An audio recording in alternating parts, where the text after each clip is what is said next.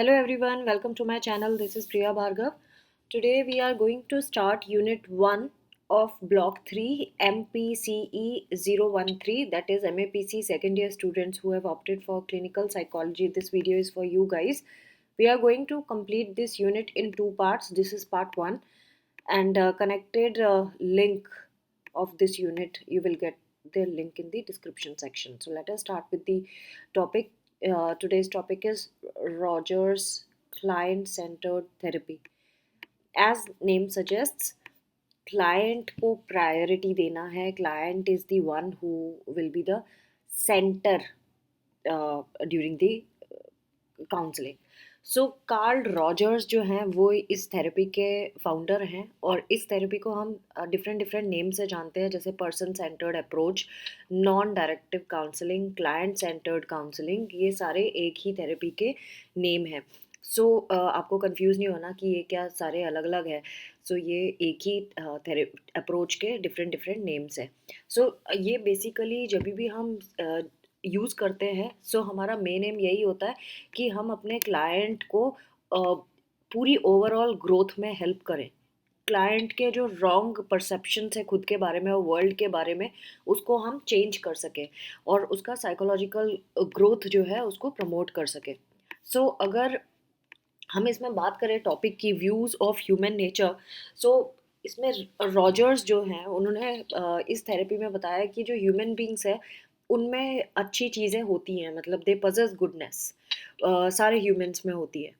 And पूरी functioning रहे उनकी पूरी गुडनेस और पूरा जो फुल्ली फंक्शनल रहे वो पर्सन, ये हर एक इंसान का डिज़ायर होता है ना. हम सभी चाहते हैं कि हम अपने to the best life live करें एंड अपने पोटेंशियल्स को पूरा अचीव कर सके. ये हमारी हमेशा से डिज़ायर रहती है हर एक ह्यूमन बीइंग की. सो ये थेरेपी भी इसी को ही सपोर्ट करती है और ये कहती है कि हर एक इंसान को इफ़ेक्टिवली जितना हो सके उतना एफिशिएंट एंड इफ़ेक्टिव होना चाहिए अपनी लाइफ में.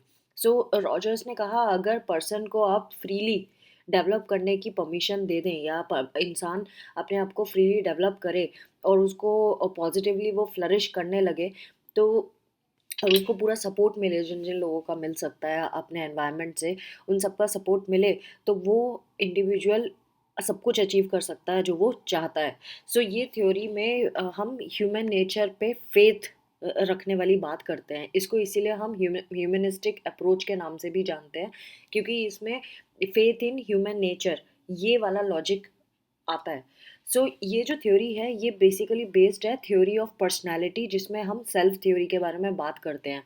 सो कोई भी इंडिविजुअल जो है वो खुद को जब भी देखता है तो अपने एनवायरनमेंट के पर्सपेक्टिव में देखता है. वो किस एनवायरनमेंट में बड़ा होता हो रहा है, किस एनवायरनमेंट में जी रहा है, और वो एनवायरनमेंट जो होता है वो उसको इन्फ्लुएंस भी करता है, कहीं ना कहीं उसके एक्शंस को इन्फ्लुएंस करता है. वो उस एनवायरनमेंट में कितना सेटिस्फाइड है ये भी उसके आसपास की चीज़ें ही डिसाइड करती हैं, उसी के बेसिस पे इंसान डिसाइड करता है. सो अगर उस इंसान को एक नर्चरिंग एनवायरनमेंट प्रोवाइड किया जाए तो वो बहुत कॉन्फिडेंटली ग्रो कर सकता है, वो सेल्फ एक्चुअलाइज कर सकता है खुद को. और अगर उसको वो लव और सपोर्ट नहीं मिलता तो दूसरों से, तो वो कहीं ना कहीं खुद पे शक करने लगता है या अनवर्दी फील करने लगता है. उसको लोगों पे ट्रस्ट नहीं होता है, उसको खुद की वर्थ पहचानने में डिफ़िकल्टी होने लगती है. सो उसका जो बिहेवियर है वो भी किस तरह का हो जाता है, डिफेंसिव बिहेवियर हो जाता है. वो हर चीज़ में अपने आप को बचाव वाले एक्शन से देखता है. हर बात पे वो ये सोचता है कि मुझे इसने इसीलिए ऐसा बोला होगा क्योंकि ऐसा होगा. किसी ने मुझ में अगर खोट निकाला है तो इसीलिए क्योंकि मुझ में ज़रूर गड़बड़ होगी, या ये या वो उल्टा भी रिएक्ट कर सकता है कि नहीं नहीं मेरे में कभी गड़बड़ हो ही नहीं सकती. इस तरह का डिफेंसिव बिहेवियर भी शो करने लगता है. सो ये जो उसका डिफेंसिवनेस है ये दिखाई देने लगेगा अगर उसको सही से एनवायरनमेंट नहीं मिला, उसको लव एंड सपोर्ट नहीं मिला, और वो सेल्फ एक्चुअलाइज कभी नहीं कर पाएगा. और उसका सेल्फ एक्चुअलाइजेशन में एक तरह से ये ब्रेक का काम करेगा, बैरियर का काम करेगा.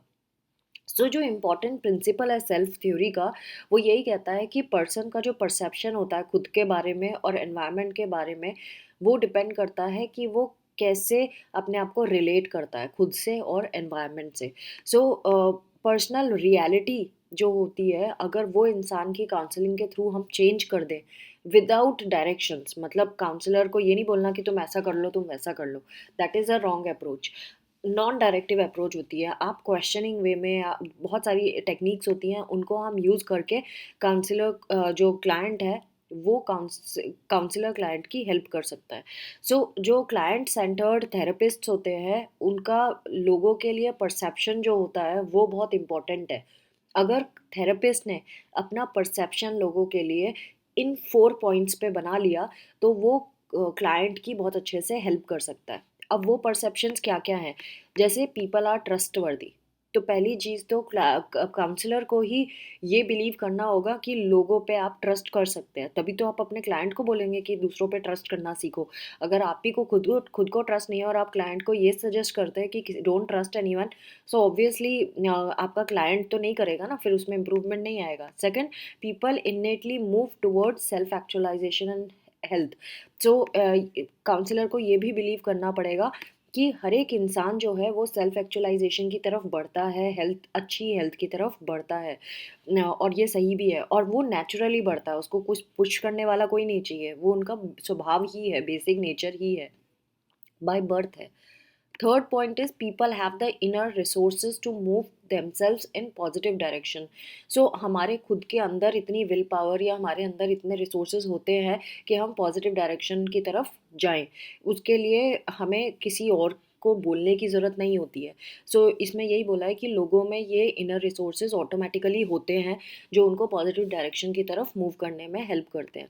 And fourth is people respond to their uniquely perceived world, और जो जिस तरह से वो वर्ल्ड को देखते हैं वैसा ही वो वर्ल्ड को रेस्पॉन्ड करते हैं।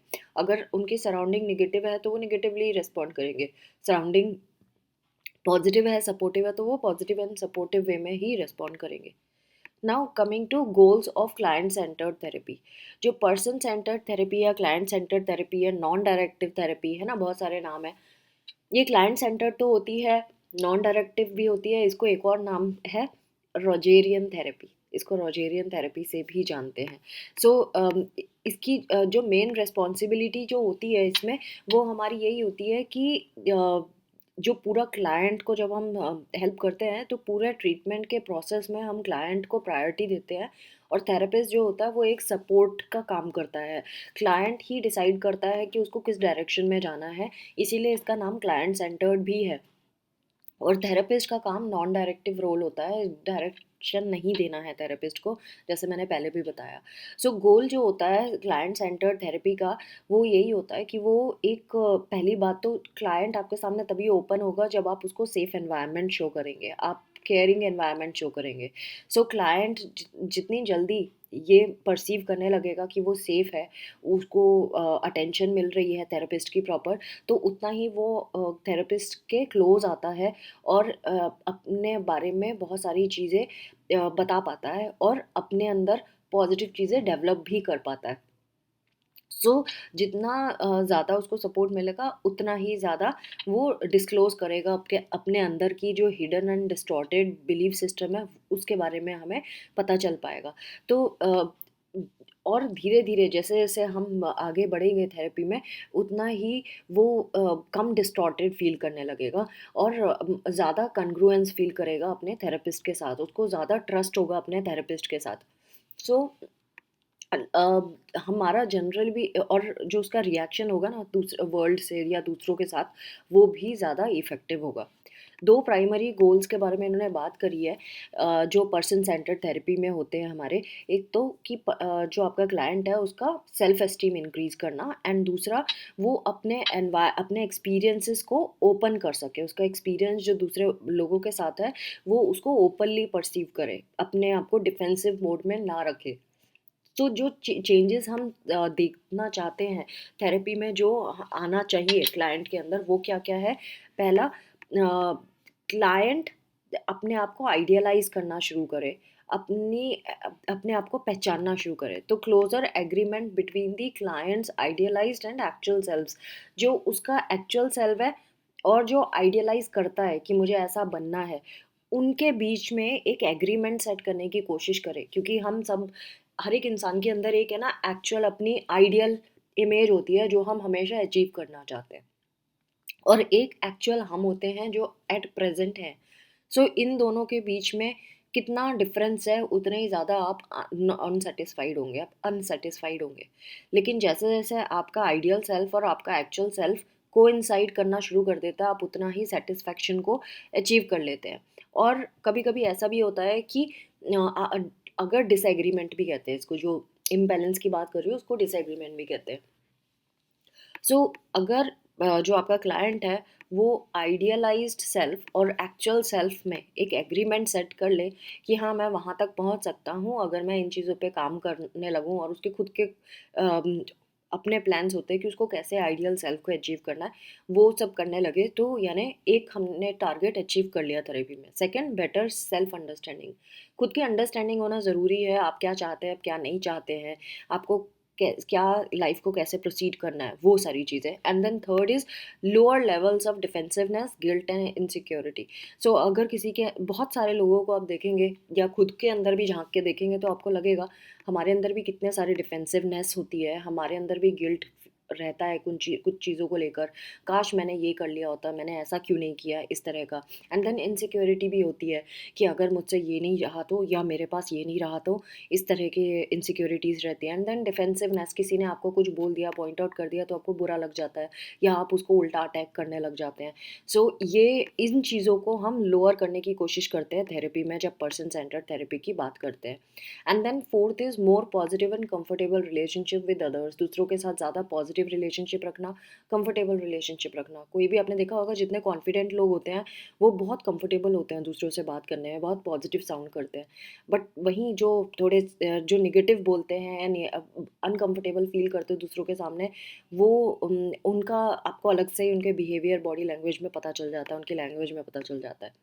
So, fifth is an increased capacity to experience and express feelings at the moment they occur. So, अब जब जिस पर्टिकुलर टाइम पे इंसान जो फील कर रहा है उसको वो एक्सपीरियंस कर पा रहा है कि नहीं कर पा रहा है, अच्छे से पूरी कैपेसिटी से एक्सपीरियंस कर रहा है कि नहीं कर पा रहा है, उसको एक्सप्रेस कर पा रहा है कि नहीं कर पा रहा है। आपने देखा होगा कई बार क्या होता है, कोई फेस्टिविटीज़ भी हो रही होती है तो कुछ लोग ऐसे भी होते हैं जो फील करते हैं कि माहौल सब कुछ अच्छा है, पॉजिटिव है, लेकिन मैं पूरे अच्छे से पॉजिटिविटी महसूस नहीं कर पाता या नहीं कर पाती। एंड देन मैं उस खुशी को एक्सप्रेस भी नहीं कर पाती, अंदर से खुश होती हूँ लेकिन बाहर से एक्सप्रेस नहीं कर पाती। ऐसे वाले क्लाइंट्स भी आते हैं। सो ये चीज़ें हम हेल्प करते हैं अपने क्लाइंट को अचीव करने में। तो ये वाली चीज़ें क्लाइंट सेंटर्ड अप्रोच में मेन चीज़ें हैं जो हम क्लाइंट में फॉस्टर करना चाहते हैं, यानी पैदा करना चाहते हैं। सो इसमें रॉजर ये बिलीव करते थे कि जो लोग हैं वो ट्रस्टवर्दी होते हैं, उनमें बहुत सारी पोटेंशियल होती है। बस इट्स जस्ट कि उनकी जो वास्ट पोटेंशियल है वो उसको समझ सके, एंड अपनी प्रॉब्लम्स को रिजॉल्व करने की भी कैपेसिटी उनमें होती है। उनको पता होता है कि उनको किस डायरेक्शन में ग्रोथ करनी है, और ये तभी कर पाते हैं जब उनको वो एक trusting and respectful therapeutic relationship में इन्वॉल्व हो। सो रॉजर यही कहना चाहते थे कि ये चीज़ें अगर हम इम्प्लीमेंट कर दें क्लाइंट के अंदर, कि वो कुछ भी अचीव कर सकता है, और कुछ भी है कितनी भी गड़बड़ है क्लाइंट में लेकिन हम उसको रेस्पेक्टफुली ट्रीट कर रहे हैं, तो वो ज़रूर अपनी चीज़ों को अचीव कर सकता है। वो कम डिफेंसिव रहेगा, अपने वर्ल्ड के लिए और खुद के लिए ज़्यादा ओपन रहेगा, चीज़ों को परसीव करना चाहेगा, एक्सपीरियंस करना चाहेगा, सोशली कंस्ट्रक्टिव वे में बिहेव करने लगेगा। सो ये वाली चीज़ें हम थेरेपी में नोटिस करेंगे।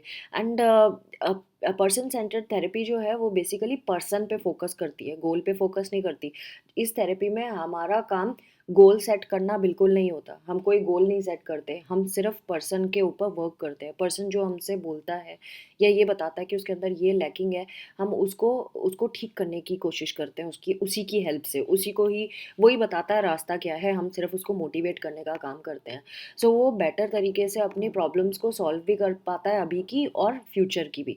सो काउंसलिंग का गोल यही होना चाहिए कि क्लाइंट को फ्री छोड़ दिया जाए और उसको बोला जाए कि तुम जो कर सकते हो अपने आप को एक्सप्लोर करो। एंड ऐसी कंडीशंस हम क्रिएट करें काउंसलिंग सेशंस में कि वो खुद खुल के आपके साथ एंगेज होके आपको बताए कि मैं ये मेरी लाइफ में मुझे ये चाहिए और मैं ये इस तरह से अचीव करना चाहता हूँ। सो जब एक बार ही इंसान को पॉजिटिव एनवायरनमेंट मिलता है तो वो खुल के सोचता है, ओपन माइंडेड हो जाता है। तो जो थेरेपिस्ट है वो कभी गोल नहीं चूज़ करेगा। कभी कभी क्या होता है कि क्लाइंट को यही चाहिए होता है कि उसको गोल सेटिंग करना है, तो आप उसमें भी हेल्प कर सकते हो, लेकिन मर्जी क्लाइंट की चलेगी। क्लाइंट इज़ दी मास्टर, आपको सिर्फ उसको सपोर्ट करना है। तो जो जनरल गोल होंगे इस थेरेपी के वो क्या होंगे? मोर ओपन टू एक्सपीरियंस होना चाहिए थेरेपी में, and then achieving self trust, खुद पे विश्वास करना। खुद पे जब तक आप ट्रस्ट नहीं करेंगे आप कुछ अचीव नहीं कर सकते, वही हम क्लाइंट को भी समझाते हैं। एंड देन इंटरनल सोर्सेज को इवेलुएट करना, उसको डेवलप करना, अभी कितना है और अपने अंदर के रिसोर्सेज कैसे डेवलप कर सकते हैं। अंदर के रिसोर्सेज मतलब आपके अंदर कोई स्किल है, आपके अंदर विल पावर अगर कम है, या आप अपने आप को निगेटिवली जज करते हो, तो उन चीज़ों को ठीक करना।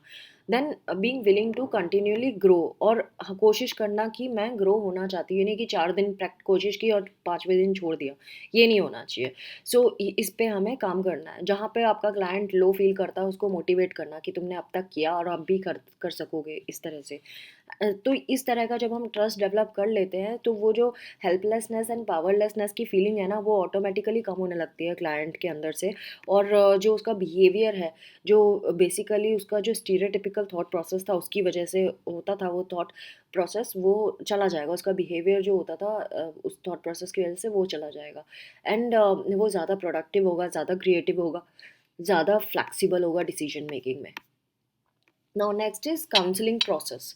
अब जो कोर कंडीशंस काउंसलिंग की होती हैं, जो रॉजर ने डिस्क्राइब की थी, वो थी empathy, unconditional positive regard, congruence और जेन्यूननेस। फिर आगे जब इसमें थोड़ा सा और रिफ्रेश्ड वर्क किया हम बहुत सारे थेरेपिस्ट ने, जो इंपॉर्टेंट चीज़ है वही मैं बताऊंगी। तो बहुत सारे कंपोनेंट्स हमने और भी ऐड कर लिए, क्योंकि सेल्फ अवेयरनेस का लेवल भी पता होना चाहिए। देन कैपेसिटी, कि इंसान कितना रिलेशनशिप को वो जो रिलेशनशिप हमने उस क्लाइंट के साथ बनाई है वो कितनी हेल्पिंग है उसके लिए।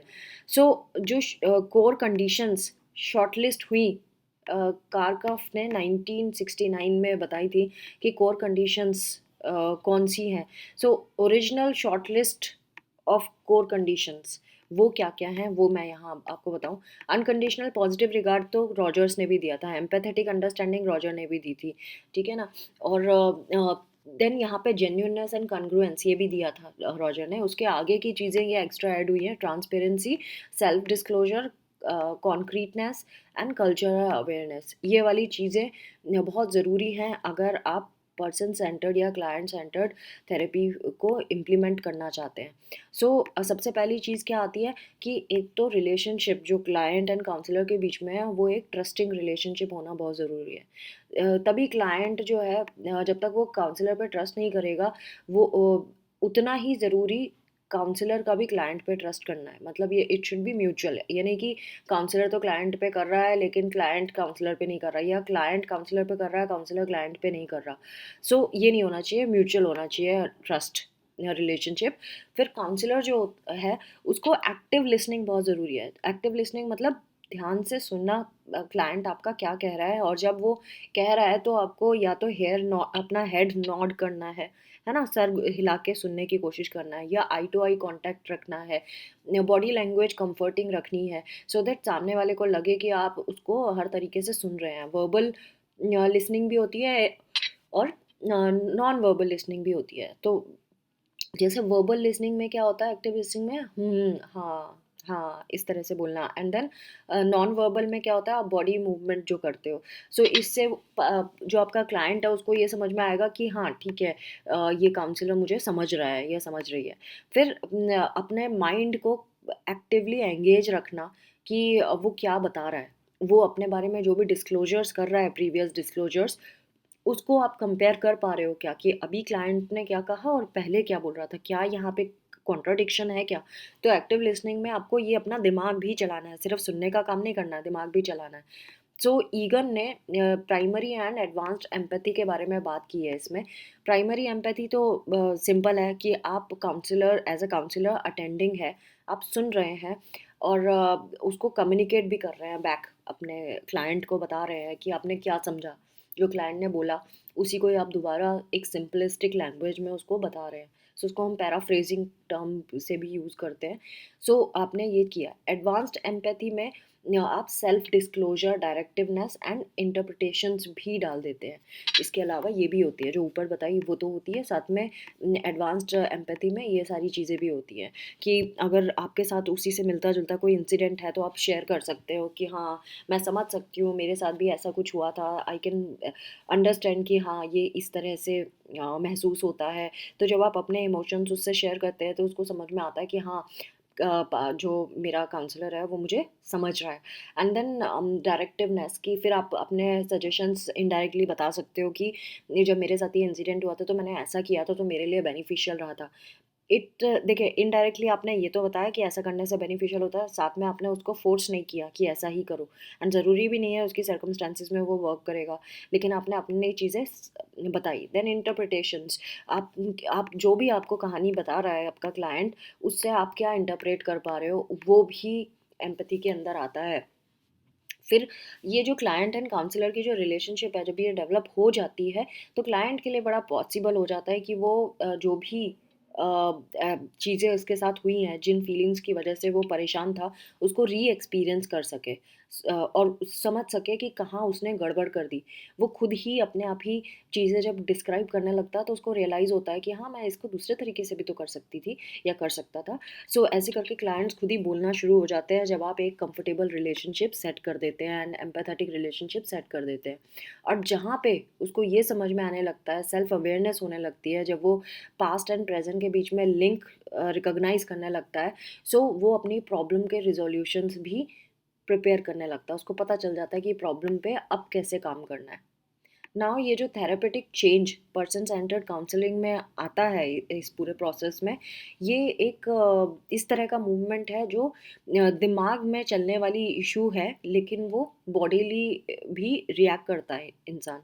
सो जो इंटरनल लोकस ऑफ कंट्रोल है, इंटरनल लोकस ऑफ कंट्रोल ये वर्ड आया और एक एक्सटर्नल लोकस ऑफ कंट्रोल भी आया है। इंटरनल लोकस ऑफ कंट्रोल मतलब जो आप इंटरनली फील करके कंट्रोल करते हो चीज़ें, वो। सो इसमें मैरन्स ने डिस्टिंग्विश किया था osmotic and seismic experiences. Osmotic होते हैं जो स्लो डेवलपिंग चेंज है, एंड सिस्मिक होता है जो सडन शिफ्ट आता है। सो इसके बारे में इन्होंने डिस्टिंग्विश किया था, जो हमारे अंदर आता है, हमारे अंदर कभी कभी एकदम से सडन शिफ्ट आ जाता है, कभी कभी हमारे अंदर धीरे धीरे डेवलपिंग चेंजेस आते हैं, तो इनमें डिफरेंस होता है। उन्होंने ये डिस्टिंग्विश किया था। तो पर्सन सेंटर्ड अप्रोच जो होती है, इसमें कन्फ्रंट्रेशन भी बहुत ज़रूरी है। कन्फ्रंट्रेशन मतलब जहाँ वो गलत है क्लाइंट, वहाँ पे उसको रियलाइज़ कराना कि वो गलत है ना? वैसे तो कन्फ्रंट करना धमकाना भी होता है, बट इसमें हम धमकाएँगे नहीं। धमकाना, इसमें धमकाना ये इसका मतलब धमकाना नहीं होता, बट पॉइंटिंग आउट। जहाँ पे आपको आप क्लाइंट को देखा आपने कि क्लाइंट पकड़ रहा है कि यहाँ पे गड़बड़ है, वहाँ आपको पॉइंट आउट करना। तो जो क्लाइंट है उसको हम उस टाइम पे बता सकते हैं कि न्यू रिस्पॉन्स भी हो सकता है। उसके जो उसने परसीव की हैं चीज़ें, पहले से जो परसीव करता आ रहा है उसमें दूसरा तरीका भी था परसीव करने का एंड उसको रिएक्ट करने का। सो एम्पैथी जो है वो भी एक तरह की कन्फ्रंटिंग एक्टिविटी ही होती है, जहाँ पे आप क्लाइंट को चैलेंज कर सकते हो किस तरह से वो अपनी फीलिंग्स के बारे में सोचता है, किस तरह की वैलिडिटी ऑफ फीलिंग्स, मतलब किस तरह से उसकी फीलिंग्स वैलिड हैं या नहीं है, इसके बारे में हम उसको बात कर सकते हैं। किस तरह जो जिस तरह से वो फील कर रहा है, क्या वो सही तरीका है फील करने का, उसके ऊपर बात कर सकते हैं। Next is reframing. रीफ्रेमिंग के बारे में इन्होंने बताया है कि जो क्लाइंट का नरेटिव होता है, जिस तरह से जब वो आया था फर्स्ट सेशन में और जिस तरह से उसने अपनी स्टोरी बताई थी, वो उसका नरेटिव था। आप उसको रिफ्रेम भी करवा सकते हो, आप उसको कन्फ्रंट भी कर सकते हो कि क्या तुमने इस अपनी स्टोरी को जो तुमने मुझे बताई, क्या उसको दूसरे तरीके से हम सोच सकते हैं क्या? क्या इस तरह से जहाँ-जहाँ आपको लगता है कि ये सोचने में गड़बड़ किया है, वहाँ पे आप उसको कन्फ्रंट कर सकते हो। जहाँ पे डिस्क्रिपेंसीज़ दिख रही हैं, वहाँ पे आप उसको कन्फ्रंट कर सकते हो, उसको बता सकते हो या उससे क्वेश्चन कर सकते हो कि जिस तरह से तुम सोच रहे थे इस इंसान के बारे में, और जब जैसा सपोज किसी इंसान के बारे में कुछ गलत बोलने लगा, जब उसके बारे में पहले अच्छा बोल रहा था अब गलत बोल रहा था, तो कॉन्ट्रडिक्शन है। तो वहाँ आपने कॉन्ट्रडिक्शन पकड़ लिया, लाइक दैट। सो उस तरह के आप कन्फ्रंटेशंस कर सकते हो। डिस्क्रिपेंसीज का मतलब यही है कि कहाँ पे कॉन्ट्रडिक्शंस आपको नज़र आ रहे हैं। सो तो वहाँ पे पॉसिबिलिटी हो जाती है क्लाइंट के ऊपर कि क्लाइंट रीडिस्कवर करे कि कहाँ कहाँ उसके एक्सपीरियंसेस हैं जहाँ पे उसने गलत सोच लिया या गलत तरीके से हैंडल किया उस सिचुएशन को। तो रीडिस्कवर करेगा वो जो ऐसे एक्सपीरियंसेस हैं जिनकी तरफ वो देखने नहीं चाहता। किसी के बारे में कुछ गलत बोल रहा है, लेकिन फिर हम उससे पूछ सकते हैं क्या उसने कभी तुम्हारे साथ कुछ अच्छा किया ही नहीं, क्या तुमने कभी उसका उस तुम्हारे लिए कुछ अच्छा करते हुए नोटिस किया है।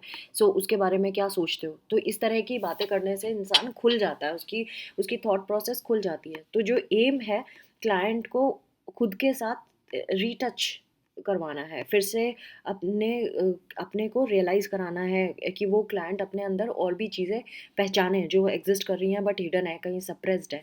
सो जो काउंसलर है जब वो कन्फ्रंट करता है, सो वो रेस्पेक्ट के साथ करे, हेल्प करने के इंटेंशन से करे, उसको धमकाने डराने के उससे ना करे। ऐसा ना हो कि क्लाइंट आपसे ट्रस्ट छोड़ दे और वो भाग जाए आपसे कि भाई ये तो बड़ा ही खतरनाक काउंसलर, इसके पास नहीं जाना। सो ऐसा वाला नहीं होना चाहिए, बहुत रिस्पेक्टफुल रहना पड़ेगा एंड उसकी पोटेंशियल को रियलाइज़ कराना पड़ेगा। फिर आगे इन्होंने बताया है कि पर्सन जो वर्ड आया है ना पर्सन सेंटर्ड में, उसको वो ग्रीक एंड लैटिन में उसका मीनिंग अलग अलग होता है। जैसे फेस या मास्क को भी हम पर्सन कहते हैं लैटिन एंड ग्रीक में। सो इसके दोनों ही मीनिंग में पर्सन सेंटर्ड काउंसलिंग में ये दोनों ही वे में अगर हम मीनिंग समझे तो ये नोटिसेबल है। सो दो ट्रेडिशंस की बात की है। एक जो साइकोलॉजिकल वे में अगर आप देखें तो इंडिपेंडेंट बीइंग भी पर्सन होता है ना। And being in a relationship वो भी पर्सन ही होता है, दोनों का मीनिंग सेम ही होता है। मतलब ये दो अलग अलग मीनिंग है पर्सन के, लेकिन ये दोनों ही हम इस थेरेपी में यूटिलाइज कर सकते हैं। मतलब दोनों थेरेपी में इन दोनों चीज़ों का सेंस है, being independent being and being in a relationship, इन दोनों का सेंस है। तो रॉजर की जो ओरिजिनल यूसेज थी वो इंडिपेंडेंट बीइंग के ऊपर थी। बट जब वो सेल्फ हुड को एंजॉय करता है, सेलिब्रेट करता है। लेकिन इसमें हमने दूसरों के साथ इंटरेक्शन के बारे में भी बात किया है रॉजर्स की थेरेपी में। तो इसीलिए बीइंग इन अ रिलेशनशिप भी सेंसिबल वर्ड है। सो दैट मीन्स इसीलिए रॉजेरियन जो अप्रोच है उसको हम पर्सन सेंटर्ड बोले तो गलत नहीं होगा। सो क्लाइंट का जो एम होता है वो वही होता है कि वो एक इंडिपेंडेंट बीइंग भी बन जाए एंड उसका जो रिलेशनशिप है दूसरों के साथ वो भी ऑथेंटिक रिलेशनशिप हो, खुद के साथ भी एंड दूसरों के साथ भी। सो humanistic philosophy and phenomenological focus भी है इस काउंसलिंग का। सो इसके बारे में भी उन्होंने बात की है। अब हम बात करेंगे जो टर्म्स यहाँ हमने पढ़े, जैसे कि एम्पैथी। एम्पैथी का क्या मतलब है, जैसे मैं पहले ही बता चुकी हूँ। जो काउंसलर है उसकी जो एबिलिटी होती है क्लाइंट को डीप लेवल पे समझने की, उसको हम एम्पैथी कहते हैं। सो एक होता है इंटरनल फ्रेम ऑफ रेफरेंस, एक होता है external frame of reference. So internal frame of reference बहुत ज़रूरी है, क्योंकि हम जब तक अंदर से फील नहीं करेंगे तब तक हम क्लाइंट की इश्यूज नहीं समझ पाएंगे। तो इसीलिए बहुत ज़रूरी है कि काउंसलर ना कि बहुत ध्यान से सुने अपने क्लाइंट की बात, वर्बली भी एंड नॉन वर्बली भी सुने। और जब काउंसलर समझ जाता है उसकी फीलिंग, उसके एक्सपीरियंसेस क्लाइंट के, तो उसको क्लाइंट को फिर से कम्युनिकेट करके बताए कि हाँ मैं समझ सकती हूँ तुम कैसा फील हुआ होगा, और तुम्हारा कहने का मतलब ये है ना कि जो जो भी क्लाइंट ने बोला उसको आप रीफ्रेम करके बताओ, उसको पैराफ्रेजिंग भी कहते हैं। एक्सटर्नल फ्रेम ऑफ रेफरेंस के का टर्म भी रॉजर्स ने यूज़ किया था। इसका मतलब है कि जब आप क्लाइंट को नहीं समझते हो, lack of understanding and contact जब होता है, जब आप एक्सटर्नल फ्रेम ऑफ रेफरेंस से क्लाइंट को सुन रहे होते हो, यानी जब आप क्लाइंट की बात को नहीं समझते हो। तो जब काउंसलर परसीव करता है क्लाइंट को एक्सटर्नल फ्रेम ऑफ रेफरेंस से, तो बहुत कम चांसेस होते हैं कि क्लाइंट जो है वो ऐसा महसूस करे कि आपने उसको समझा है, आप समझ पा रहे हैं। Next is unconditional positive regard. Unconditional positive regard मतलब क्लाइंट को ये महसूस कराना कि वो रेस्पेक्टेबल है, आप उसको रेस्पेक्ट देते हैं, उसको आप लव एंड अफेक्शन दे रहे हैं, आप एक्सेप्ट कर रहे हैं, आप वार्मथ शेयर कर रहे हैं। सो जब क्लाइंट को इस तरह का वार्मथ आपकी तरफ से मिलेगा तो क्लाइंट ओपन हो जाता है, आपसे खुल के बात करने लग जाता है। तो जो काउंसलर है उसको अनकंडीशनल पॉजिटिव रिगार्ड देना ही देना है, वार्मथ देना ही देना है क्लाइंट को। एंड तभी क्लाइंट अंडरस्टूड फील करेगा, एक्सेप्टेड फील करेगा। सो जो क्लाइंट है, जब उसको ये लगेगा कि उसको वैल्यू दी जा रही है विदाउट कंडीशंस, कि बिना कंडीशन के। अनकंडीशन का क्या मतलब होता है? अनकंडीशनल का मतलब होता है आपने कोई कंडीशन नहीं डाली कि ये करोगे तभी मैं तुम्हें रिवार्ड दूंगी या एक्सेप्ट करूंगा, या आप विदाउट कंडीशंस उसको वैल्यू दे रहे हो। तो वो एक्सपीरियंस करता है अपने और अपने एक्सपीरियंसेस आपसे शेयर करता है, अपने नेगेटिव, बैड, एबनॉर्मल जो भी उसके अंदर भरी हुई चीज़ें हैं वो सारी चीज़ें आपको बताना शुरू कर देता है। एंड जब भी उसको वार्मथ और एक्सेप्टेंस फील होती है काउंसलिंग में, तो क्लाइंट वो एक्सेप्टेंस को फील करता है और कॉन्फिडेंट फील करता है कि वो अब अपने इश्यूज से कोप अप कर जाएगा। Next is genuineness and congruence. So counsellor को रियल होना बहुत ज़रूरी है। जेन्यूननेस मतलब रियल होना। आप फेक नहीं कर सकते कोई इमोशन को, कि वो रो रहा है तो आपने भी रो के दिखा लिया। अगर आपको रोना आ रहा है तो आप रो सकते हैं, लेकिन हमें अपने इमोशंस को हैंडल करना पड़ता है। बट देन अगर वो सैड है तो आप स्माइल नहीं दे सकते, आपको भी सैडनेस शो करनी पड़ेगी। क्लाइंट को ऐसा लगना चाहिए कि आप जेन्यून है उसके साथ और आप जेन्यूनली उसकी चीज़ों को फील कर रहे हैं। सो ये होना बहुत ज़रूरी है। और जो थेरेपिस्ट है वो ये एटीट्यूड अगर जेन्यूननेस का रखता है और एम्पैथेटिक अंडरस्टैंडिंग क्लाइंट के साथ रखता है, उसके इंटरनल फ्रेम ऑफ रेफरेंस जो टर्म हमने यूज़ किया था, अंदर से महसूस करता है, तो वो अनकंडीशनल पॉजिटिव रिगार्ड के अंदर ही आता है। देन उस जो क्लाइंट है वो एक्चुअलाइज कर पाएगा कि कहाँ पे गड़बड़ है और कहाँ पे वो वर्क कर सकता है और अपनी पोटेंशियल तक पहुँच पाएगा। कॉन्ग्रुएंस का मतलब होता है जब काउंसलर जो है वो ऑथेंटिक होगा, जेन्यून होगा। अगेन वही जेन्यूननेस एंड कॉन्ग्रुएंस में ज़्यादा फ़र्क नहीं है। सो जो काउंसलर है वो उसको प्रेजेंट होना ज़रूरी है जब क्लाइंट आपके पास बैठा है। ये नहीं कि काउंसलर बैठ के खो गया, अपने ही फेकनेस दिखा रहा है, अपने मोबाइल पे लगा हुआ है और हाँ हाँ हाँ हाँ कर रहा है, तो ऑब्वियसली क्लाइंट को लगेगा ना कि मुझे सुन नहीं रहे हैं भाई, क्या है। एंड ट्रांसपेरेंट होना भी ज़रूरी है। सो जो आपको कोशिश करना है कि आप जितना रियल हो सके उतना रियल रहे अपने क्लाइंट के साथ। Next is transparency. Transparency is negative feelings जो क्लाइंट की है वो भी अगर क्लाइंट आपके सामने ओपन हो रहा है, एक्सप्रेस कर रहा है, वो ट्रांसपेरेंसी का मतलब ये होता है कि उसके अंदर जो भी गड़बड़ है या उसको लगता है ये चीज़ गलत है, तो वो आपसे छुपा नहीं रहा। दैट मीन्स वो ट्रांसपेरेंट है, राइट। सो ऐसी सो क्लाइंट जो है वो अपनी non positive feelings of love, इसको भी अगर शो कर पा रहा है थेरेपिस्ट को, तो ये अच्छी चीज़ है, ये होना चाहिए थेरेपी में। और आपको फिर भी चाहे वो कितना भी आपको लग रहा हो कि अनएथिकल बता रहा है आपका क्लाइंट, लेकिन आपको एम्पैथेटिक होना ही पड़ेगा। आपको क्लाइंट को ये शो करना ही होगा कि आप समझ रहे हैं उसकी चीज़। सो वो कि वो न, आप उसके शूज़ में है, यानी कि आप उसको जैसा क्लाइंट महसूस कर रहा है आप एग्जैक्टली वैसे ही महसूस कर रहे हैं। Next is कॉन्क्रीटनेस। कॉन्क्रीटनेस का क्या मतलब होता है कि काउंसलर्स की जो स्किल है वो क्लाइंट के साथ जब वो डिस्कस करता है, क्लाइंट जब अपने कोई इवेंट को डिस्कस कर रहा है, उस पे फोकस रखना, उसके जो थॉट्स एंड फीलिंग्स हैं उसको आपको बोलने देना। वो उस मैटर पे जितनी भी चीज़ें बोल रहा है या फील कर रहा है उसको बोलने देना। और बेमतलब कि वो अगर आपको एक्सक्यूजेस बनाने लगे कि नहीं ये तो इसीलिए हुआ था क्योंकि उसने ऐसा किया था, उसको नहीं होने देना, उसको डिस्करेज करना। सो आपको ध्यान रखना है कि कहीं क्लाइंट आपका मुद्दे से भटक तो नहीं रहा। तो कॉन्क्रीटनेस का मतलब यही है कि मुद्दे पे रहना, मुद्दे पे ही रहना और उसी को ही डिस्कस करना। सो अगर काउंसलर टोटली एक्सेप्टिंग है, क्लाइंट को पॉजिटिव रिगार्ड दे रहा है, अंडरस्टूड फील करवा रहा है, एम्पैथेटिकली उसको समझ रहा है चीज़ें, सो क्लाइंट को वो रियल लगेंगी और उसको काउंसलर का जो बिहेवियर है वो जेन्यून लगेगा, तो क्लाइंट जो होगा वो फ्री महसूस करेगा अपने आप को डिस्कवर करने के लिए और अपने अंदर के चीज़ें जो है वो आपसे डिस्क्लोज कर पाएगा। अपने अंदर की जो पॉजिटिव कोर वैल्यूज़ हैं, जैसे हमने पहले पढ़ा था कि हर एक इंसान ट्रस्टवर्दी होता है, सबके अंदर अपने रिसोर्सेज होते हैं, तो वो अपने रिसोर्सेज को आइडेंटिफाई कर पाएगा एंड ज़्यादा इफ़ेक्टिवली फंक्शन भी कर पाएगा। तो जो काउंसलर्स होते हैं वो सिर्फ उसको नर्चरिंग एनवायरनमेंट ही नहीं फील करवाते हैं, बट क्लाइंट को है ना अपने खुद उसके सामने एक रोल मॉडल भी बन सकते हैं। उसको बता सकते हैं कि उनकी लाइफ में जब इश्यूज आए थे तो उन्होंने भी हैंडल किया है। तो जब आप एक रोल मॉडल की तरह उसके सामने एक फंक्शनिंग पर्सन बनेंगे तो वो आपसे कोरिलेट कर पाएगा। Next is self disclosure. So self disclosure मतलब अपने आप के बारे में बहुत चीज़ें, सेल्फ एक्सप्रेशन, सेल्फ डिस्क्लोजर, है ना, ये वाली चीज़ों के बारे में बात की जा रही है। सो क्लाइंट का विलिंगनेस होना कि वो सब कुछ बताना चाहता है, वो तभी पॉसिबल है जब ऊपर की चीज़ें जितने भी पॉइंट्स हमने पढ़े थे उनको आप फॉलो करते हैं। तो थेरेपिस्ट जो है वो उनको भी थोड़ा इस विलिंगनेस होनी चाहिए थेरेपिस्ट के अंदर कि क्लाइंट थेरेपी में क्या प्रोग्रेस है, कितनी सक्सेस हो रही है, इस पे ध्यान रखना। और कभी कभी क्या होता है कि बहुत लिमिटेड वेज होती हैं जिससे हम यूज़फुल थिंग्स कर सकते हैं।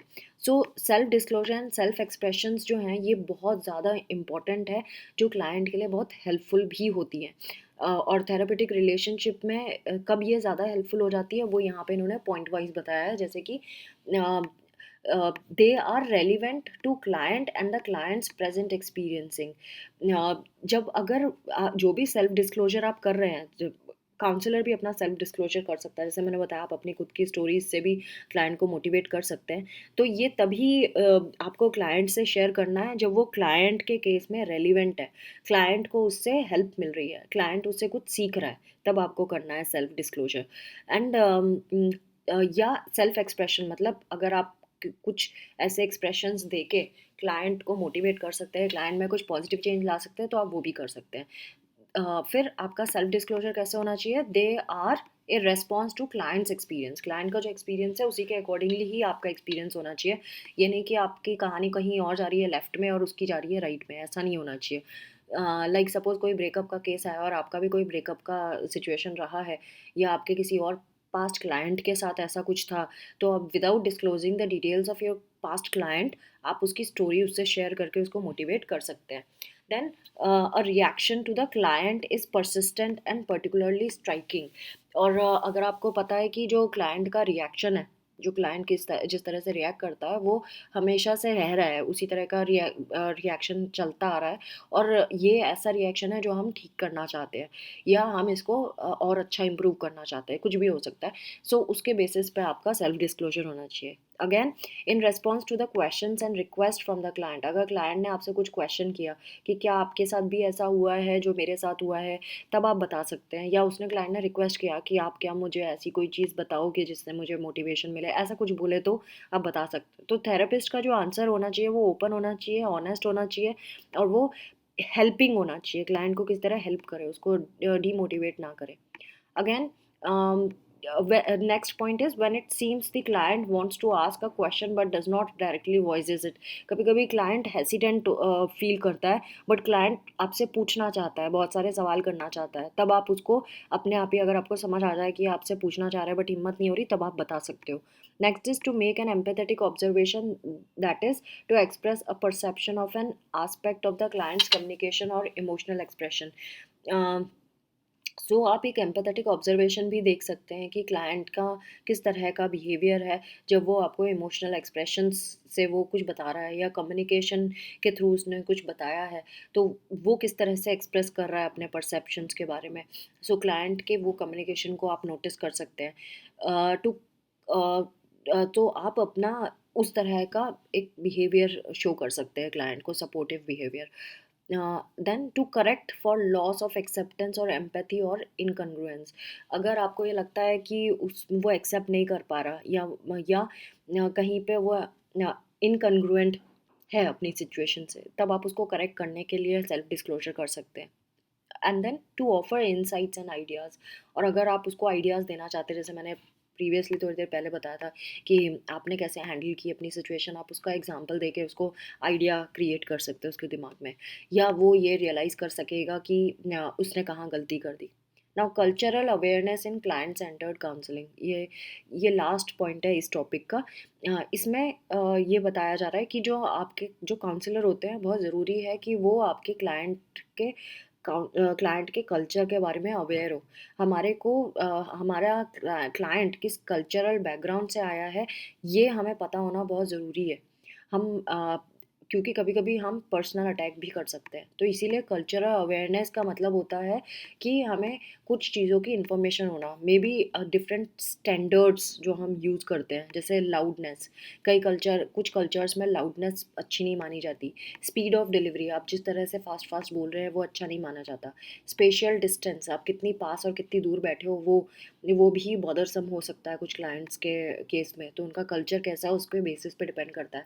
Silence, eye contact, gestures, attentiveness, response rate, ये ड्यूरिंग कम्युनिकेशन, ये सारी चीज़ें कल्चर के अंदर आती है। तो ये आपको कल्चरल अवेयरनेस होना बहुत ज़रूरी है। इन्होंने कुछ एग्जांपल दिए हैं, जैसे अरब पीपल जो होते हैं ना, वो आईज़ नीचे करके बात करते हैं जब वो सुन रहे होते हैं या बात कर रहे होते हैं अपने सुपीरियर से।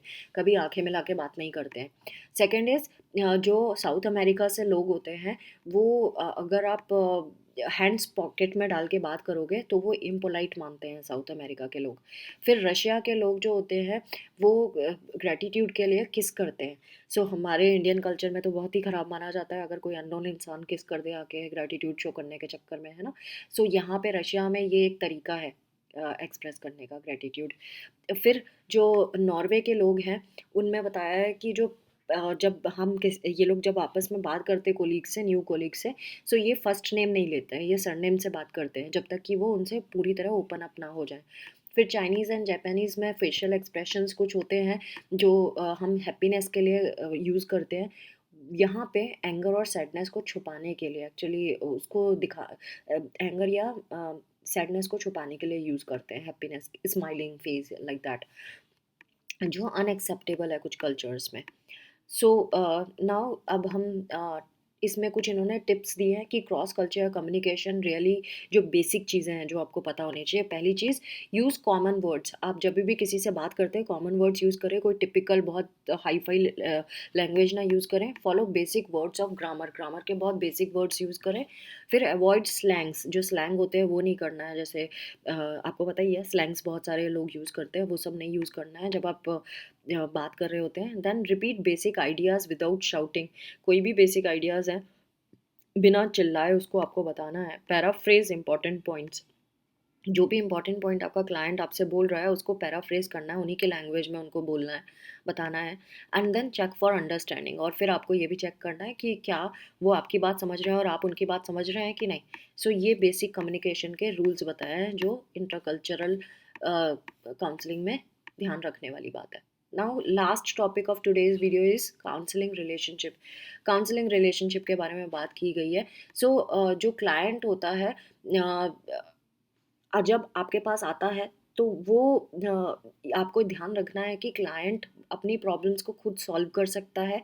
जो काउंसलर है वो एक्सपर्ट नहीं है इस थेरापेटिक रिलेशनशिप में। क्लाइंट को सब कुछ पता है और आपको एज आप सिर्फ उसको मोटिवेट करने का काम करेंगे। तो क्लाइंट सेंटर्ड थेरेपी जो होती है वो क्लाइंट को रेस्पेक्ट करता है, एम्पैथेटिक बॉन्ड स्टैब्लिश करता है, और एक open and genuine relationship set करता है क्लाइंट के साथ। देन क्लाइंट की ग्रोथ एंड सेल्फ एक्चुअलाइजेशन में उसको फेलिसिटेट करता है, सो दैट वो उसको एनहांस कर सके। जो काउंसलिंग स्किल्स है जो बहुत ज़रूरी है इस थेरेपेटिक रिलेशनशिप में, जो काउंसलर एंड क्लाइंट के बीच में होना चाहिए, वो क्या होनी चाहिए। Number one, active listening. आपको हमेशा एक्टिव लिसनिंग ज़रूरी है क्लाइंट के साथ। दूसरा, क्लाइंट की जो फीलिंग्स एंड जो चीज़ें बता रहा है उसको रिफ्लेक्ट करना बहुत ज़रूरी है। क्लाइंट किस तरह से अपनी फीलिंग्स के बारे में बात कर रहा है उसको रिफ्लेक्ट करना ज़रूरी है। पैराफ्रेजिंग एंड समराइजिंग बहुत ज़रूरी है। Then asking open questions, that is also very important. आप ओपनली क्वेश्चन पूछ सकते हैं। तो फिर आपने क्या किया जब वो सपोज कोई स्टोरी सुना रहे हैं एंड कहीं पे पॉज दे देता है, तो आप पूछ सकते हो कि and wait for the pause. ये कुछ चीज़ें बुक में नहीं होती हैं बट एक्सपीरियंस के साथ आती है कि allow your client to speak. आप बीच में इंटरप्ट ना करें and wait for that pause. जब वो रुकता है क्लाइंट, आपको लगता है कि वो 30 सेकेंड से ज़्यादा पॉज है, तब आप उससे क्वेश्चन कर सकते हैं, आप आगे का पूछ सकते हैं। Then responding appropriately to silence, जैसे मैंने बताया, and then client non verbal communication, उसकी जो नॉन बॉडी लैंग्वेज है, फेशियल एक्सप्रेशन है, इसको भी आपको नोट डाउन करना है, ध्यान रखना है, एंड उसके अकॉर्डिंगली आपको रेसिप्रोकेट करना है. Now silence, acceptance, restatement, empathy, immediacy responses, ये सारे रेस्पॉन्सेस के बारे में उन्होंने बात की है. फिर जो क्लाइंट सेंटर्ड थेरेपिस्ट होते हैं ना, इनका ज़रूरी है, जब आप इस थेरेपी को अगर अप्लाई करना चाहते हैं तो केयरफुल रहना बहुत ज़रूरी है सेल्फ एक्सप्लोरेशन के बारे में, क्योंकि आपको कॉन्फ्रंटेशन अवॉइड करना है, मतलब डराना धमकाना नहीं है उसको, ये नहीं लगना चाहिए आप अटैक कर रहे हो उसके ऊपर, पर्सनल अटैक हो रहा है, ऐसा नहीं लगना चाहिए. और जो इंटरप्रिटेशंस हैं वो भी ऐसा होना चाहिए जो आपके क्लाइंट के अंदर इंसाइट पैदा करे, ऐसा ना हो जो उसके अंदर डर पैदा करे या हेसिटेशन पैदा करे. फिर आपको ये भी ध्यान रखना पड़ेगा कि ट्रांसफरेंस तो नहीं हो रही, मतलब कि जब क्लाइंट आपको स्टोरी सुना रहा है, ऐसा तो नहीं कि वो आपके ऊपर चिल्लाना चीखना शुरू हो गया आपके ऊपर. अगर ऐसा होता है तो आपको उसको एक्नॉलेज करना है, आपको उसको पोलाइटली बताना, इन्फॉर्म करना है कि ऐसा है, लेकिन उसको हाईलाइट नहीं करना है, इतनी इस तरह से नहीं बताना है क्लाइंट को कि वो आगे आपसे फिर कुछ शेयर ना करे, वो इंडिपेंडेंस खो दे आपको बताने की. तो ये अनकॉन्शियस मोटिवेशंस जो है उसको भी आपको नोटिस करना है. अनकॉन्शियस मोटिवेशंस मतलब कुछ बातों में आपको पता चल जाता है कि ये क्या, किस तरह का इसका डिज़ायर या बिलीफ सिस्टम है. सो आपको उसको एक्नॉलेज करना है, लेकिन अगेन कन्फ्रंट नहीं करना है. जैसे मैंने बताया, अगर क्लाइंट चाहता है अपने ड्रीम्स के बारे में बात करना, खुद आपसे पूछ रहा है, आके डायरेक्टली पूछ रहा है, तो आप उसको फोकस कर सकते हो, उसको हेल्प कर सकते हो, बट अपने मुंह से आपको नहीं बोलना कि मैंने अनकॉन्शियस तुम्हारा ये पता किया, तुम्हारे ड्रीम से मुझे ये पता चला, ये सब नहीं बोलना है अनलेस आपका क्लाइंट आपके पास आके आपको अपने ड्रीम के बारे में कुछ बोलता है. सो अगर वो अपने ड्रीम या अनकॉन्शियस बारे में बात करना चाहता है तो yes you can do that. So बहुत कम फोकस हमारा होना चाहिए कि आप के प्लान के हिसाब से चले, आपको क्लाइंट के हिसाब से चलना है और उसको उसकी पोटेंशियल्स को एक्चुअलाइज करने में उसकी हेल्प करना है, उसको पूरा एक्सप्लोरेशन प्रोसेस में एज अ सपोर्ट आपको वहाँ रहना है. उसके अगर बिहेवियरल चेंजेस आपको आप नोटिस करेंगे, वो भी अगर होगा, अगर आप उसको अलाउ करते हो ऐसा होने के लिए, आप उसको एक्सेप्टेंस शो करते हो, आप उसको रेस्पेक्ट शो करते हो, और काउंसलर को अपनी तरफ से उसको डायरेक्ट करने की ज़रूरत बिल्कुल नहीं है, क्योंकि this is non directive approach. तो फ्रेंड्स, आई होप आपको ये वीडियो का पार्ट समझ आया होगा, फर्स्ट यूनिट का फर्स्ट पार्ट. और अगर ऐसा है तो प्लीज़ सब्सक्राइब करें, लाइक करें, शेयर करें, and please do not forget to subscribe, like and share my videos with rest of the students. और कमेंट करना ना भूलें, मुझे मोटिवेट करते रहा करें. बहुत एनर्जी लगती है वीडियोस बनाने में, पढ़ना, अंडरलाइन करना, रिकॉर्ड करना. सो अगर आप एक कमेंट करते हैं या एक लाइक करते हैं तो मोटिवेशन मिलता है. सो ये करना ना भूलें, एंड प्लीज़ सेल्फ स्टडी ज़रूर करें. ये सिर्फ एक फ्रेमवर्क था जिससे आपको एक आइडिया मिल जाए कि इसमें क्या दिया है, और जब आप पढ़ें तो आपको मज़ा आए पढ़ने में. Thanks for watching. Take care of yourself. Bye bye.